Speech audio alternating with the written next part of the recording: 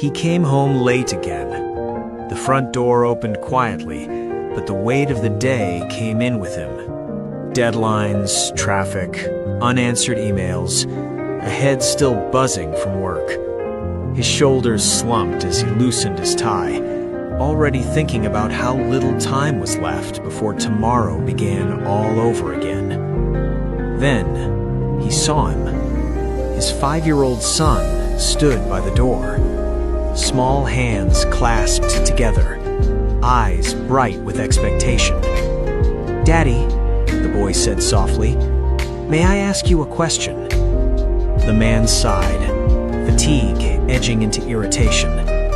"Yeah, okay, what is it?" "Daddy, how much money do you make in 1 hour?" The question hit a nerve. "That's not your business," the man snapped. "Why would you even ask something like that?" The boy didn't flinch. "I just want to know," he said quietly. "Please, Daddy." The man exhaled sharply. "If you really need to know, I make $20 an hour." "Oh," the boy replied, lowering his head. For a moment, the man felt relieved. Conversation over. But then, the boy looked up again. "Daddy, can I ask you something else?"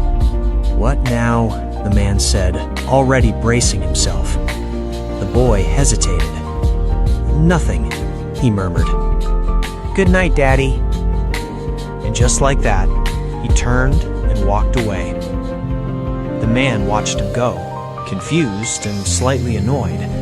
He shook his head and collapsed onto the couch, convincing himself the question was meaningless. Just a child being curious. The next day, the man left early for work. What he didn't see was his son dragging a small folding table out to the sidewalk. He filled a plastic jug with water, squeezed lemons until his hands ached, added sugar, and carefully wrote a crooked sign. Lemonade, $1. For hours, the boy stood under the sun. Some people smiled and walked past. Some stopped and bought a cup. A few gave extra change. His little arms grew tired. His legs ached. But he stayed because he had a goal. That evening, the man came home tired again. The house was quiet. Too quiet. After dinner, guilt began to creep in. He remembered his son's face the night before. The question. The way he walked away without asking for anything. He knocked on his son's bedroom door. "Son, are you awake?" "Yes, Daddy." The man stepped inside. "I've been thinking about yesterday. I was short with you. I'm sorry." The boy sat up in bed. "It's okay, Daddy." There was a pause. Then the man asked, "Why did you really want to know how much I make per hour?" The boy reached under his pillow and pulled out a small stack of wrinkled bills and coins. He placed them carefully on the bed and began to count. 1, 2, 3. The man frowned.